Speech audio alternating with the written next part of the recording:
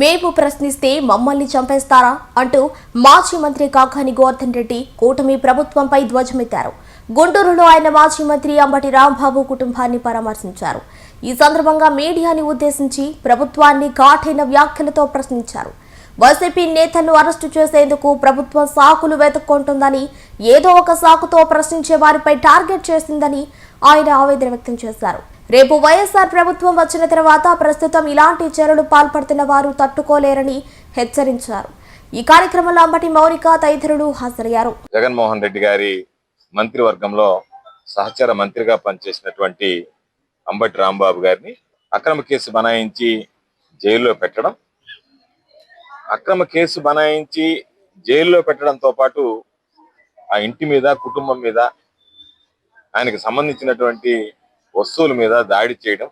ఈ నేపథ్యంలో ఒకసారి వెళ్ళి ఆ కుటుంబ సభ్యుల్ని కలిసి వాళ్ళని పరామర్శించి ధైర్యం చెప్పాలి అని చెప్పి ఈరోజు నేను, నాతో పాటు నా కుమార్తె పూజిత ఇక్కడికి రావడం జరిగింది.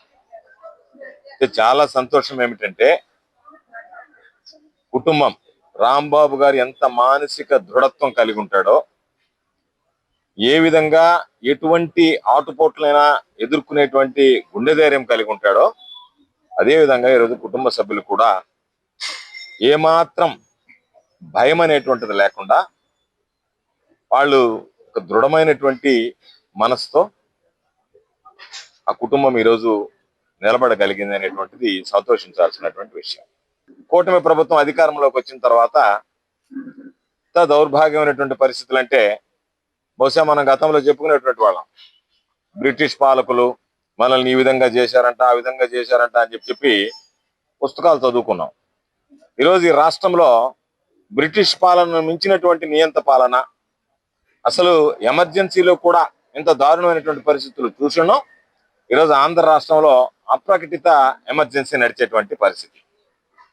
ఈరోజు స్పష్టంగా సమాధానం చెప్పాల్సింది, రాంబాబు గారు అనేక రకాలైనటువంటి ప్రశ్నలు ఈ ప్రభుత్వానికి సంధిస్తున్నాడు. ఈ ప్రభుత్వాన్ని ప్రశ్నిస్తున్నాడు. చంద్రబాబు నాయుడు చేసినటువంటి మోసాల మీద అయితేమి, చంద్రబాబు నాయుడు ఇచ్చినటువంటి హామీల మీద అయితేమి, చంద్రబాబు నాయుడు చేస్తున్నటువంటి విధానాల అయితేమి, చంద్రబాబు నాయుడు బొక్కుతున్నటువంటి అబద్ధాల విషయంలో కానీ, చంద్రబాబు నాయుడు గారు పాల్పడుతున్నటువంటి అవినీతి విషయంలో కానీ ఈ ప్రభుత్వం అన్నిటిని ప్రతిరోజు ప్రశ్నిస్తున్నారు. అటు చంద్రబాబు నాయుడు గారిని ప్రశ్నిస్తాడు, ఉప ముఖ్యమంత్రిగా ఉన్నటువంటి పవన్ కళ్యాణ్ గారిని ప్రశ్నిస్తాడు, సంబంధిత మంత్రులని ఎవరైనా సరే ఈరోజు వాళ్ళకి సంబంధించి ప్రశ్నించడం అనేటువంటిది ఆయన తత్వం, ఆయనకున్నటువంటి అలవాటు.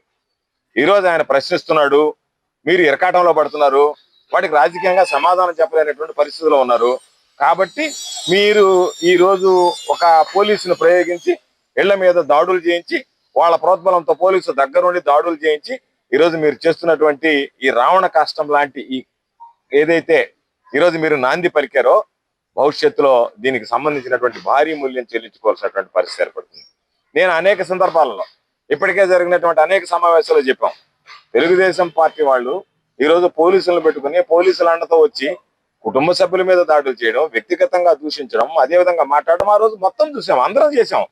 శనివారం నాడు మా నాయకుడు జగన్మోహన్ రెడ్డి గారి పిలుపు మేరకు మీరు ఇచ్చినటువంటి లడ్డు ప్రసాదం ఏదైతే ఉందో దానికి సంబంధించినటువంటి జంతు కొవ్వు కలిసిందని సాక్షాత్తు ఒక ముఖ్యమంత్రిగా ఉన్నటువంటి వ్యక్తి అబద్ధాలు మాట్లాడి ఆ పవిత్రమైనటువంటి ప్రసాదాన్ని అపవిత్రం చేసినటువంటి నేపథ్యంలో ఆ రోజు అందరం దేవాలయాల దగ్గర పూజలు చేశాం. పూజలు చేసి వస్తే మీరు తట్టుకోలేక, భరించుకోలేక ఈరోజు రాంబాబు గారి మీద ఎన్ని రకాలైనటువంటి దాడులు చేశారు. చివరికి పోలీసులు పెట్టారు, నిలువరించారు, రకరకాలైనటువంటి కేసులు బనాయించారు. అన్నిటిని ఎదుర్కొన్నాడు, అన్నిటికీ సమాధానం చెప్పాడు. ఎక్కడా కూడా మీరు కేసులు పెడుతున్నారు కదా అని చెప్పి ఎక్కడా కూడా పారిపోవడం చేయలేదు. ఎక్కడా కూడా దానికి సంబంధించినటువంటి దాంట్లో ఏదైనా అణిగిమణిగి ఉందామని చెప్పి సర్దుకుపోదాం అన్నటువంటి ఆలోచన చేయలేదు. ఏదైతే జగన్మోహన్ రెడ్డి గారికి విశ్వాసపాత్రుడిగా ఉన్నాడో, జగన్మోహన్ రెడ్డి గారు అంటే ప్రాణంగా భావిస్తాడో, వైఎస్ఆర్ కాంగ్రెస్ పార్టీ అంటే ఈరోజు చిత్తశుద్ధితో వైఎస్ఆర్ కాంగ్రెస్ పార్టీ జెండాను మోసేటువంటి అసలైనటువంటి వ్యక్తుల్లో ఒకడు. అటువంటి వ్యక్తి ఈరోజు మిమ్మల్ని ప్రశ్నిస్తే మీరు దాన్ని జీర్ణించుకోలేక, సమాధానం చెప్పలేక, పోలీసు కేసులతో మీరు సమాధానం చెప్తే ఇంతకన్నా దౌర్భాగ్యం, దురదృష్టకరమైనటువంటి సంఘటనలు బహుశా ఆంధ్ర రాష్ట్ర చరిత్రలో ఎన్నడూ ఉండవు. కాబట్టి ఈరోజు చంద్రబాబు నాయుడు అనుకుంటున్నాడు, నేను సమాధానం చెప్పలేనటువంటి పరిస్థితులు. 19 నెలల కూటమి పాలన ఒకసారి చూస్తే అధ్వానమైనటువంటి పరిస్థితికి చేరుకుంది. కాబట్టి ఇటువంటి పరిస్థితుల్లో చంద్రబాబు నాయుడు సమాధానం చెప్పలేక ప్రజలకి, ఎవరైతే ప్రజలకు సంబంధించి అండగా వాళ్ళకు ఉన్నటువంటి వాటిని ఈరోజు చెప్పాం, అధికార పక్షంలో ఉన్నా ప్రతిపక్షంలో ఉన్నా వైఎస్ఆర్ కాంగ్రెస్ పార్టీకి సంబంధించినటువంటి మేమందరం అంబటి రాంబాబు గారితో సహా ప్రజల పక్షమే, ప్రజల పక్క నిలిచేటువంటి వాళ్ళమే. కాబట్టి అటువంటి వ్యక్తిని జగన్మోహన్ రెడ్డి గారు చెప్పినట్టుగా పులి అని చెప్పి ఇప్పుడు గుర్తు పెట్టుకోండి అన్నమాట. ఎందుకు చెప్తున్నామంటే గర్జించే సింహం కన్నా గాయపడ్డ సింహం మరీ ప్రమాదం, గుర్తుంచుకోండి. నేను చెప్తున్నా, చంద్రబాబు నాయుడు గారికి చెప్తున్నా, పవన్ కళ్యాణ్ గారికి చెప్తున్నా, లోకేష్ గారికి చెప్తున్నా, తెలుగుదేశం పార్టీ నాయకులకు చెప్తున్నా, తెలుగుదేశం పార్టీ కార్యకర్తలకు చెప్తున్నా, గర్జించే సింహం కన్నా గాయపడ్డ సింహం ప్రమాదం, గుర్తుంచుకోండి. కాబట్టి నిన్నటిదాకా మీరు గర్జించినటువంటి సింహాన్ని చూశారు, రేపు గాయపడ్డటువంటి సింహం వచ్చిన తర్వాత మీరు తట్టుకోలేరు అనేటువంటి విషయాన్ని గుర్తుంచుకోండి అంబటి రాంబాబు గారి విషయంలో. ఇప్పటికే మీరు అనేక రకాలైనటువంటి మమ్మల్ని అందరినీ జైల్లో పెట్టారు, మేమందరం జైల్లో ఉన్నాం.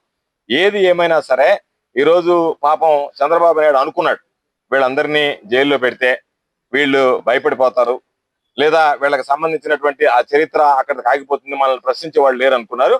కానీ చంద్రబాబు నాయుడు చేసినటువంటి ఈ కార్యాల వల్ల, అణగదొక్కాలనేటువంటి ఆలోచన వల్ల తదుపరి నెక్స్ట్ జనరేషన్ ఈరోజు వెంటనే రాజకీయాల్లోకి వచ్చి ప్రజల్లోకి వచ్చి మాట్లాడేటువంటి అవకాశం కలిగింది, ప్రజా జీవితంలోకి వచ్చి మాట్లాడగలిగారు. నేను వెళ్ళినప్పుడు పూజితం ఎట్ట మాట్లాడిందో ఈరోజు రాంబాబు గారి బిడ్డ మౌనికమ్మ అదే స్థాయిలో మాట్లాడేటువంటి పరిస్థితి ఏర్పడింది. ఆమె మాట్లాడినటువంటి ఏ ఒక్కదానికైనా మీరు సమాధానం చెప్పగలుగుతున్నారా? కేంద్ర మంత్రి సమాధానం చెప్పగలిగాడా? శాసనసభ్యులు సమాధానం చెప్పగలుగుతున్నారా? తెలుగుదేశం పార్టీకి సంబంధించినటువంటి నాయకులు సమాధానం చెప్పగలుగుతున్నారా? ఇది అక్రమమో, ఇది అవినీతి, ఇది అన్యాయమో, ఇది అనైతికమో అని చెప్పి ఆ పాప మాట్లాడినటువంటి దానికి ఒక్కదానికైనా మీరు సమాధానం చెప్పేటువంటి పరిస్థితిలో ఉన్నారు అని అంటేనే మీరు చేసినటువంటిది అన్యాయం, అక్రమం అనేటువంటిది ప్రజలకు అర్థమైపోయింది. ఈరోజు మేము మాట్లాడడం కాదు, తెలుగుదేశం పార్టీకి సంబంధించినటువంటి వాళ్ళే, కరుడు కట్టినటువంటి తెలుగుదేశం పార్టీ వాళ్ళే రాంబాబు లాంటి వాడిని తీసుకెళ్లి లోపల వేయడం ఏంటి అనేటువంటి మాట్లాడేటువంటి పరిస్థితి ఏర్పడింది.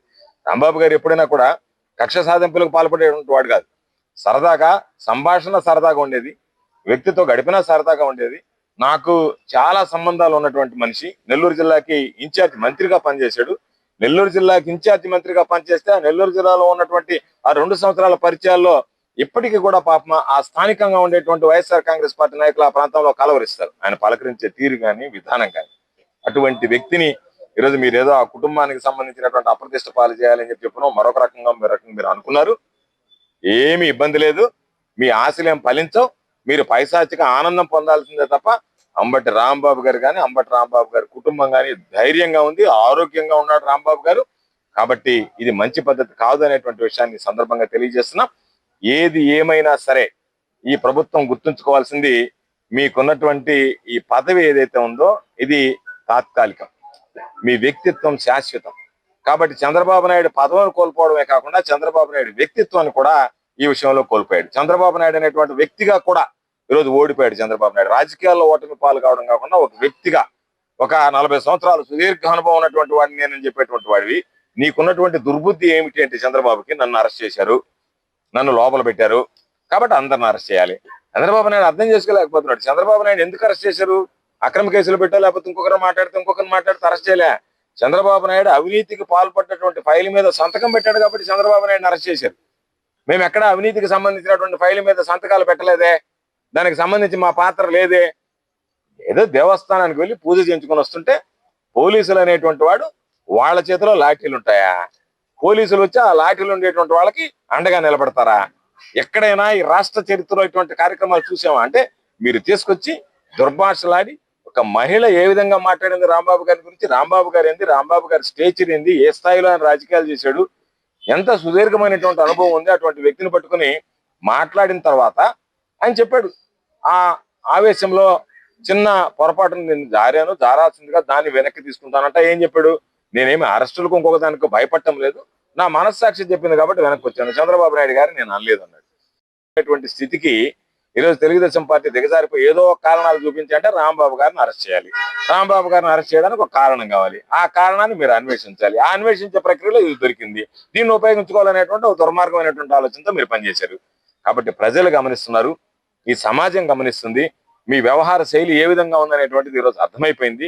ప్రతి విషయంలో కూడా మీరు చేస్తున్నటువంటి ఈ సాంప్రదాయం ఏదైతే మీరు తీసుకొచ్చారో రేపటి రోజు ఒకటే గుర్తుంచుకోండి, వైఎస్ఆర్ కాంగ్రెస్ పార్టీ అధికారంలోకి వచ్చిన తర్వాత మీరు తట్టుకోలేరు, మీరు నిలబడలేరు, మీరు వీటిని గురించి తప్పించుకోలేరు. కాబట్టి ప్రతి ఒక్క విషయం ప్రతి కార్యకర్త గుర్తుంచుకుంటాడు, మేము అందరం కూడా గుర్తుంచుకుంటాం.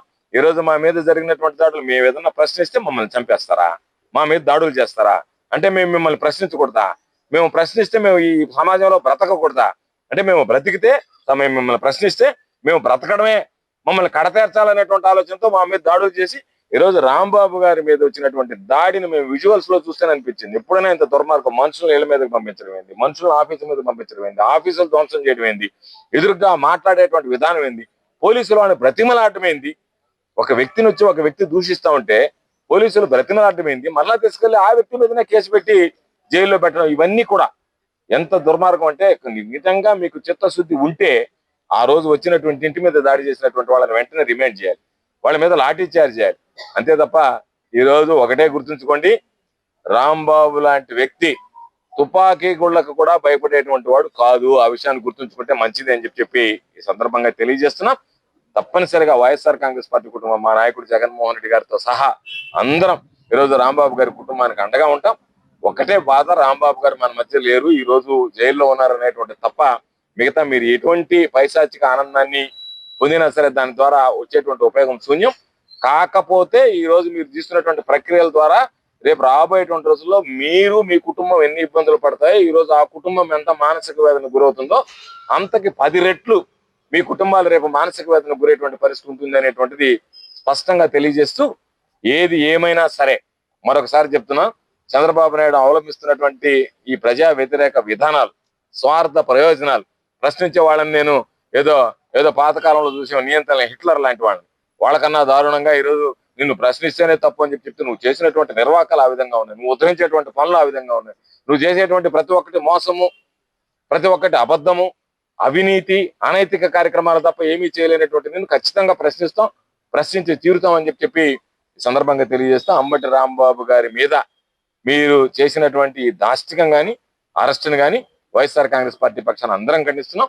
ఆ కుటుంబం అందరం అండగా నిలుస్తాం. ఇది వైఎస్ఆర్ కాంగ్రెస్ పార్టీ అనేటువంటిది ఒక కుటుంబం లాంటిది, కుటుంబ వ్యవస్థ లాంటిది. కాబట్టి ఖచ్చితంగా మా నాయకుడి దగ్గర నుంచి చిన్న స్థాయి కార్యకర్త వరకు అందరం కలిసిమెలిసి ఉంటాం. ఎటువంటి పరిస్థితి వచ్చినా సరే దాన్ని సమర్థవంతంగా ఎదుర్కోవడానికి, తిప్పికొట్టడానికి అందరం ఐకమత్యంగా ఒకే త్రాటి మీద నిలిచి అందరం కూడా ఆ కుటుంబాలకు అండగా నిలవడం జరుగుతుంది. అందుకోసం ఈ రోజు వచ్చి అందరితో కలిసి ఆ కుటుంబ సభ్యులకు పరామర్శించడం జరిగిందని చెప్పి ఈ సందర్భంగా తెలియజేస్తూ, మరొకసారి అందరు మీడియా సమక్షంలో రాంబాబు గారి బిడ్డ మౌనికమ్మ మాట్లాడినటువంటి, నిజంగా రాంబాబు గారి అరెస్ట్ కన్నా కూడా మేమందరం ఎమోషనల్ గా ఫీల్ అయింది. ఆ బిడ్డ ధైర్యంగా వచ్చి ఈ రోజు ప్రశ్నించేటువంటి విధానం, ప్రశ్నిస్తున్నటువంటి తీరు, స్పష్టత, దానికి ఈరోజు ప్రభుత్వం సమాధానం చెప్పలేక ఆ పాపకి రాజకీయ అనుభవం లేదు, వచ్చి నేరుగా తండ్రికి సంబంధించినటువంటి అన్యాయానికి సంబంధించి, మీరు చేసినటువంటి దాడులకు సంబంధించి, మీరు చేసినటువంటి దుర్మార్గాలకు సంబంధించి ప్రశ్నించేటువంటి పరిస్థితుల్లో మీరు సమాధానం చెప్పలేక నిలబడిపోతున్నారు. కాబట్టి ఆ బిడ్డకి హృదయపూర్వకమైనటువంటి అభినందనలు తెలియజేస్తూ, తప్పనిసరిగా పోరాట పటిమ కలిగినటువంటి కుటుంబం రాంబాబు గారి కుటుంబం. రాంబాబుతో సహా చిన్నప్పటి నుంచి ఆ బిడ్డలకి పోరాటాన్ని గురించి, ఏదైనా ఆటుపోట్ల గురించి నేర్పించి ఉంటాడు. కాబట్టి ఎవ్వరు కూడా భయపడరు. చంద్రబాబు నాయుడు ఏం ఆనందపడాల్సినటువంటి అవసరం లేదు, ఏదో నేను జైల్లో పెట్టానని సంకల్ప పుట్టుకోవాల్సినటువంటి అవసరం లేదు. ముందుంది ముసళ్ళ పండగ అన్నట్టుగా ఆ చంద్రబాబు నాయుడు గుర్తు పెట్టుకోవాల్సింది, ఎన్ని కుటుంబాలు అయితే మీరు గోడు మనిపించారో, ఎన్ని కుటుంబాలు అయితే ఇబ్బందులు పెట్టారో లెక్క మీరు కూడా రాసుకుంటూ ఉండండి. దానితో పాటు మీరు అంతకు 10 రెట్లు ఇబ్బంది పడేటువంటి రోజు పరిస్థితి మీకు వస్తుందని చెప్పి ఈ సందర్భంగా హెచ్చరిస్తూ, మరొకసారి రాంబాబు గారి పట్ల జరిగినటువంటి దాడి గాని, రాంబాబుని అరెస్ట్ చేయడానికి కానీ మేమందరం ముక్త కంఠంతో ఖండిస్తాం. నిజంగా రాంబాబు లాంటి వ్యక్తిని వేధింపులకి గురి చేశారు అనేటువంటిది బయట వచ్చిన తర్వాత జనంలో అప్పుడు దాకున్నటువంటి ఎమోషన్స్ వేరు, ఆ తర్వాత వచ్చిన తర్వాత ఎమోషన్స్ వేరు. అంటే వినాశకాలే విపరీత బుద్ధి అన్నట్టుగా వాళ్ళకి ఏదైతే వినాశనం వీడు అనుకుంటున్నారు ఈరోజు అందరూ, ఇది చాలా బ్రహ్మాండంగా ఉంది, మా టైం నడుస్తుంది అనుకుంటున్నారు. ఇది తెలుగుదేశం పార్టీ చంద్రబాబు నాయుడు దగ్గర నుంచి, లోకేష్ దగ్గర నుంచి, పవన్ కళ్యాణ్ దగ్గర నుంచి సాధారణ కార్యకర్త వరకు ఇది బ్యాడ్ టైం. ఎందుకు బ్యాడ్ టైం అంటున్నామంటే వాళ్ళకి వినాశకాలం, విపరీతమైనటువంటి బుద్ధులు పుడుతున్నాయి.